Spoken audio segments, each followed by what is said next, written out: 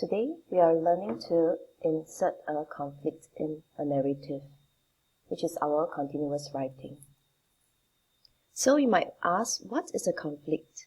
So when we think of conflict, some of you will think, oh, it's fighting with my brother or sister, or arguing with a friend. Or some of you might think of conflict as wars. Okay, so in a narrative or literature, we actually term the word conflict as a struggle between two opposing forces. That means it's like having a tug of war with your friend. You are pulling to the left and your friend is pulling to the right. So conflict can be something like this. So in a narrative, which is in your story, the character has a goal. However, when he encounters a problem, obstacle or incident which stops him from reaching the goal, this is called the conflict. And in your story, the character has to overcome the conflict, the problem, in order to reach his goal. So this actually make your story, your narrative, more interesting. Can you imagine this is your story, and there is no obstacle, there is no conflict, and your character could reach the goal in a very short while? How would you find reading it as a reader? It's actually very flat, right? So imagine a story mountain. There is no mountain at all. It's just a flat road. So what do we have to do? We have to insert a goal for the main character to reach at the end of the whole story, at the resolution part, and we insert a problem to block him from reaching the goal.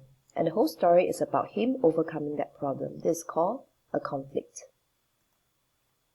Okay, there are actually three types of conflict. Mainly, there is external and internal. Okay, let's look deeper into these three different types. Number one, the external is character versus another character in the story. Number two, character versus nature or environment. Number three, character versus self. The third one is actually internal conflict that happens within the person itself. Let's take a look at character versus another character. So in the narrative, when a character prevents the main character from reaching his or her goal, and the problem faced by the main character is caused by another character, this one we call it character versus another character. I give you a few illustrations. For example, the main character is having an argument with his friends. Or another character does something to stop the main character from winning the race. Okay, for these we call it character versus another character conflict. Some of you might think, oh, as long as there is another character coming to picture, this equals to conflict. It's not the case. If the character is there to help the main character to resolve the problem, there is no conflict there. So there must be some kind of opposing force or some forces to stop the character from reaching its goal. Lastly, the main character comes across another bully or enemy. Okay, this bully might be mocking him or bullying him and stop him from reaching his goal. Okay, another external conflict is character versus nature. So, when something in the environment, an external force, prevents the main character from reaching his or her goal. The problem faced by the main character is caused by something in the environment or something out of his or her control. So some of it would be real environmental elements. For example, like rain, thunderstorm, fire. But another kind of external force might not be a natural element. It can be something that's out of the main character's control, something he or she cannot control. For example, let's take a look. The wet weather foils the main character's plan. Perhaps he wants to have a picnic with his family, and there is a thunderstorm. Another external conflict, the main character is being chased by bees. So this is the nature. The last one is something which I have mentioned, something that's out of the main character's control. For example, the MRT broke down and the main character was late for school. There is no nature here, but it's a situation which the main character has no control over. This can be termed as character versus nature as well. Okay, lastly will be character versus self. This is the internal conflict. That is actually one of the more important conflict that you should present as a primary 5 or primary 6 student. Okay, let's take a look at it. The character struggles against his or her own ideas, attitudes, and belief. The problem faced by the character is caused by the character himself or herself. So it's no longer external. The external might be a trigger, but the character is struggling against something inside of him. So almost like this picture. Inside of him there is an angel and there is a devil telling him on what to do, and he is facing a decision. Okay, he has to make a choice. Let's take a look. The character faces a dilemma. Dilemma means he's not sure on what to do. The character, okay, in another way, the character was late for an event because of his or her own tardiness. It means he was maybe playing computer game until late in the night, or he has a habit of being late. Okay, waking up late. That's why he's always late. So it could be a struggle against himself, or the character decides to give up because of exhaustion. That means maybe he's training halfway for a race and he decided to give up because he was too tired to continue. So normally internal conflict is against a value or belief.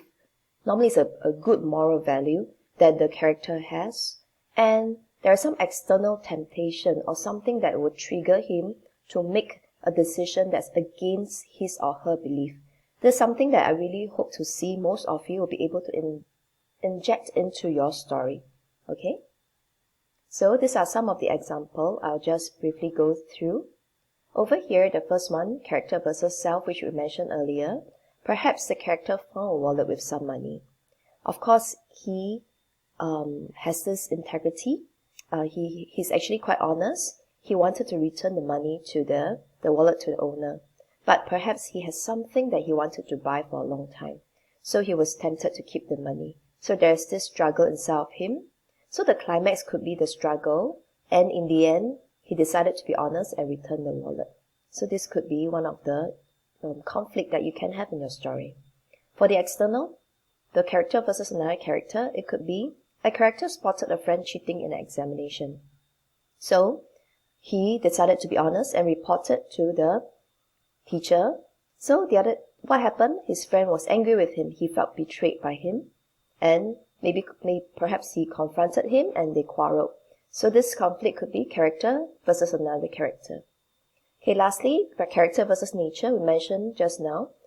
The problem could be the character was chased by bees, and the climax, most important part, will be how he escaped from the bees by jumping into the water. Okay, so this could be how you develop the story. Okay, so you might ask, can it be just one conflict in a story, or can it be more? Of course, there can be more than one conflict in a narrative. Let's take a look. For example, for this topic, fire, what is the conflict that you can think of? Of course, fire. Fire will be external, right? So, the first one could be character versus nature. So, a fire occurred in the school and everyone was evacuated. So, this part is the part whereby character will be escaping from the smoke and the fire. So, this could be a really very exciting story. But if you could insert one more conflict, which is character versus self. So while he was escaping, he spotted or he heard some screaming. So he went to investigate and saw a younger pupil trapped in the fire. However, what is the struggle? He has phobia of fire. He's scared of it. And he has to struggle between saving himself and escaping, or to overcome his fear to help the younger student escape. So this whole story could be how he managed to overcome his fear and rescue the pupil. Okay, you can see actually there are two conflicts here in the story. Another one, a secret. So with this topic, what kind of conflict can you think of? Perhaps it's character versus another character. Why? Because the secret is leaked. Okay, so the main character discovered that her best friend had been lying to a teacher. Okay, and in the end, she told her teacher about it. And to her, the best friend is a sort of a betrayal. And her best friend was angry at the main character for doing so. So you could stop at that. It could be already an interesting story. But how do we insert one more conflict? So, character versus self, internal struggle again. The main character struggled with being honest and keeping the friendship. So on one hand, she wanted to keep the friendship between the main character and the best friend. She knew that if she told her teacher about it, the best friend would be angry at her. Maybe she would lose the friendship. But on the other hand, she has a value of being honest. She wants to keep the integrity. So she struggled between these two. So this would be even a higher level story. When a reader reads it, they will find it's no longer on the surface, but deeper and probing into the deeper issue of things. Okay? So you might ask, why do we include conflict in a story? Why is it so troublesome? Okay, conflict can make your story really more interesting. It also helps to develop the plot and your character. When you show how the character struggles with the problem and overcoming it. Let's take a look at these two plots. The topic is being honest. You might want to take a look at the writing on the left. You might want to pause here and read this. So after reading it, what is the difference between the one without conflict and the one with conflict? Okay, do you find this more interesting? Of course, the story is more developed, but how? Okay, on the left, it will be something like your primary 1 or primary 2 work. You found a wallet, then you saw a bill, saw some money, and then you return it. So the story is very flat, like, well, nothing happens, just event after event. There's nothing wrong with it, but it's very boring. So take a look at the right. So it's the same story exactly, but you insert one conflict here. This conflict would be character versus self. He saw the money. Yes, he wanted to return it, but he could buy the latest game console with it. And he has been wanting it for maybe a few years. However, he knows that it's not right. So Ben struggled, and he has a dilemma. So how do we show the struggle in your story? So take a look. You can actually insert inner thoughts and feeling. So you might have some inner thoughts, like for example, Ben thought to himself, wow, it's $100. I can buy a lot of things with it, especially the latest game console. I've always wanted it for years. Now with this $1,000, I can buy this and even buy presents for my friends. But I know it's not right. My mother taught me that I must always be honest and do not keep the things that do not belong to me. Okay, so this can be some thoughts you could insert in. And you can also insert some feeling. So for example, Ben is in a dilemma and his heart was pounding furiously and he was struggling. So some of the feeling that he has, you can use show not tell to actually bring it out and show how he struggled to do what's right.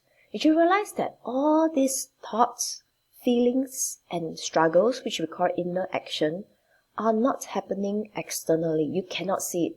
Where does it happen? Yeah, in the mind or sometimes in your heart.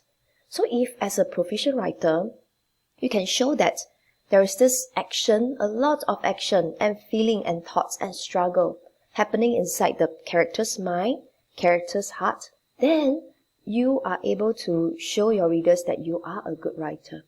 Okay? So you can think about how you can add conflicts, the 3 types of conflicts. You can choose 1 or 2 into your next CW. Alright, see you.